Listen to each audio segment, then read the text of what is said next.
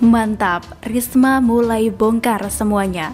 Menteri Sosial Tri Risma hari ini mengaku mendapatkan tekanan usai dirinya membongkar adanya 21 juta data ganda penerima bantuan sosial atau Bansos Kementerian Sosial. Hal tersebut diungkapkan dalam rapat kerja antara Kemensos dengan Komisi 8 DPR RI pada Kamis 3 Juni kemarin.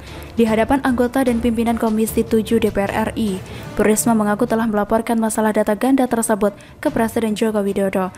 Terlebih dahulu sebelum akhirnya ia berani merilis data ganda itu. Merespon hal tersebut, Ketua Komisi 8 Yandri Susanto menanyakan siapa pihak yang menekan Risma mengenai penghapusan 21 juta data ganda tersebut. Yandri lantas mengatakan bahwa pihaknya mendapatkan amanah dari masyarakat. Menurutnya, anggota DPR merasa tertuduh atas keberadaan 21 juta data ganda penerima bansos tersebut. Saat Yandri mencoba memancing Ibu Risma, Mensos Risma mengatakan kalau dirinya tidak menyebut seperti yang dimaksudkan. Dari kalimat tersebut saja kita dapat simpulkan, bahwasanya Bu Risma ingin memberi pesan kuat kepada orang atau pihak-pihak yang menekannya jika opsi war yang dia terima sudah berada di tangan sang presiden. Nah, sekarang bola liar berada di tangan Presiden Jokowi. Apakah orang yang menekan itu masih dalam bentuk semacam ancaman atau suruhan? Masih misterius bagi publik. Bu Risma adalah tipikal pejabat yang bekerja lurus apa adanya. Makanya tidak mengherankan jika yang bersangkutan sejak pertama memimpin Kemensos banyak yang tidak senang. Dia jelas bukan jenis pemimpin yang bisa diajak kompromi untuk hal-hal yang menyeleweng dari aturan. Sebelumnya, diketahui pada bulan April lalu, Kementerian Sosial memperbarui data terpadu kesejahteraan sosial atau DTKS untuk memastikan seluruh data memiliki identitas tunggal. Dalam proses itu, sekitar 21 juta data ganda penerima bansos dihapus. Mensos Risma mengaku telah berkoordinasi dengan lembaga terkait seperti BPK, BPKP, KPK, Kejaksaan Agung hingga kepolisian dalam menghapus jutaan data ganda tersebut. Saat ini yang dihadapi Mensos Risma bukanlah mafia birokrasi kelas daerah, seperti yang dihadapinya saat ia menjabat sebagai wali kota Surabaya. Tapi, mafia kelas atas dan area kerja Mensos Risma juga tidak seluas saat dia jadi wali kota. Namun Indonesia sudah pasti tantangannya jauh lebih besar. Untungnya, era Mensos Risma bantuan uang berupa nilai tunai yang semula disalurkan melalui jalur birokrasi yang rawan bocor, sekarang sudah langsung ditransfer ke penerima atau masyarakat melalui rekening masing-masing. Selain itu, sejak bulan April lalu masyarakat dapat melihat secara transparan penerima bantuan sosial dari pemerintah yang mana data tersebut dapat diakses oleh siapapun melalui website cekbansos.kemensos.go.id. Kita tahu bahwa belum lama ini terjadi kasus korupsi yang besar di tubuh Kemensos terkait bantuan sosial, di mana mantan Mensos Juliari Batubara ditetapkan sebagai tersangka kasus suap bansos COVID-19. Juliari diduga menerima uang suap sebesar 17 miliar rupiah. Pantas saja, di masa awal jabatannya menggantikan Juliari Batubara, Mensos Risma bahkan mengaku kaget dengan nilai anggaran di Kementerian Sosial yang menurutnya amat sangat besar. Maka dari itu, Mensos Risma meminta jajaran Kemensos untuk lebih berhati-hati soal anggaran. Terobosan buatan Mensos Risma dapat dikatakan cukup baik, namun tetap saja ia dan jajarannya harus bekerja ekstra menyelesaikan banyak PR lama. Dan semoga dengan rencana-rencana baru ini, tujuan yang hendak disasar oleh Kemensos dapat tercapai dan bantuan dapat dimanfaatkan oleh masyarakat dengan baik. Hore, banding Rizik kasus kerumunan di Petamburan dan Mega Mendung ditolak. Ditulis oleh Sardi di siwar.com. Terlalu sibuk dengan sepak terjang Demokrat yang nyinyir terus belakangan ini, membuat kita lupa ada kabar lumayan bagus terkait dengan kasus Rizik. Sebelumnya, Majelis Hakim Pengadilan Negeri Jakarta Timur memvonis Rizik dengan hukuman penjara 8 bulan dalam perkara pelanggaran protokol kesehatan di acara Maulid Nabi Muhammad SAW di Petamburan.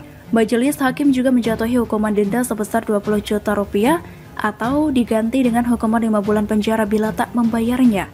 Sementara untuk kasus hasil swab tes di Rumah Sakit Umi Bogor, Majelis Hakim menjatuhkan vonis 4 tahun penjara terhadap Rizik. Ketua Majelis Hakim saat itu, Katwanto, menyatakan Rizik terbukti bersalah melakukan tindak pidana turut serta melakukan penyiaran berita bohong dan timbulkan keonaran. Pihak Rizik tidak terima dengan hasil putusan tersebut dan berupaya mengajukan banding. Hasilnya, hari Rabu lalu, banding Rizik dalam kasus kerumunan di Petamburan dan Mega Mendung ditolak Majelis Hakim Pengadilan Tinggi DKI Jakarta. Bahkan Ketua Majelis Hakim PT DKI Sugeng Hiyato malah menguatkan vonis Pengadilan Negeri Jakarta Timur.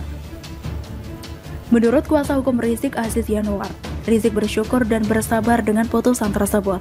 Padahal kalau dipikir-pikir, Rizik pasti kesal dan marah dalam hati. Tapi memang tidak ada yang bisa dia perbuat kecuali pasrah menerima kenyataan. Hanya bisa meratapi nasib di balik jeruji besi, kecuali dia manusia super yang bisa membengkokkan besi saat marah. Aziz juga menyebut bahwa Rizik mendoakan majelis hakim yang mengandaskan bandingnya untuk agar diberikan keberkahan dan juga kesehatan. Selain itu, dia juga meminta kepada hakim agar menegakkan keadilan dalam memutus setiap perkara yang ditangani tanpa memprioritaskan kebencian. Janganlah kebencian kita kepada sesuatu dan seseorang menjadikan kita tidak adil, katanya. Dia juga mengatakan, ketidakadilan dan diskriminasi hukum membuat Indonesia tidak berkah dan mengundang kemarahan Allah. Lanjutkan revolusi akhlak, kata Aziz Yanuar. Mungkin ini adalah kabar yang bisa menaikkan kadar imun sedikit lebih tinggi dari biasanya. Banding terkait kasus swab di Rumah Sakit Umi belum diketahui. Semoga saja tidak berubah, ini kunci utamanya. Kalau 2 kasus di atas diterima bandingnya, pun tidak masalah asalkan kasus swab di Rumah Sakit Umi tidak diutik-utik lagi. Biarkan negara ini lebih tentram dan damai di saat Rizik menenangkan diri atau malah menimbun dendam di balik jeruji besi. Semoga Rizik tetap tabah menjalani hukumannya, meskipun kita semua tahu orang seperti dia tidak akan terima dengan putusan tersebut. Dia tidak seperti Ahok secara kesatria tidak lari dari masalah, tidak melarikan diri, tidak absen hadir di persidangan, dan tidak ambil hak bebas bersyarat dan jalani hukuman sampai selesai full komplit. Semoga Rizik bisa bertobat. Meskipun kita tahu, orang arogan seperti dia sangat sulit bertobat, karena besar kepalanya nggak ketulungan akibat terlalu lama dipuja-puji oleh pendukungnya. Bahkan baliho pun disembah, kacau banget. Semoga Rizik paham kalau dalam politik itu, sekali kena masalah nyaris tidak ada yang bisa membantu. Fight alone, paling hanya dapat support doa dan prihatin saja. Sisanya, jalani sendiri sambil menangis di pojokan. Tapi orang ini nggak kenal kapok. Nanti kalau sudah bebas ada yang nawarin, pasti bakal teriak lagi mempolitisasi isu hangat lainnya. Sejatinya Rizik ini memang seakan hidup dari mulutnya yang menjual sensasi, kontroversi, provokasi, dan hasutan berbau ujaran kebencian. Masih segar dalam ingatan kita, bagaimana Rizik memaki pemerintah soal pemerintah itu berada di bawah levelnya dan bisa seenaknya diinjak. Bagaimana dia mendoakan lawan politiknya dengan kalimat-kalimat sumpah serapah dan sadis yang biasanya dilontarkan oleh orang tak berpendidikan dan juga tidak beradab. Kekesalan kita sempat hampir mencapai puncaknya sebelum pemerintah memutuskan membereskan Rizik hingga tak sanggup berdiri lagi. Euforia begitu terasa saat baliho Rizik dirobek. Rizik berusaha melarikan diri dan akhirnya ditahan adalah hadiah kejutan yang luar biasa. Mendengar vonis 4 tahun penjara adalah hadiah yang lumayan, meski dirasa masih kurang. Mendengar bandingnya ditolak, anggap saja sebagai hiburan penambah imun. Bagaimana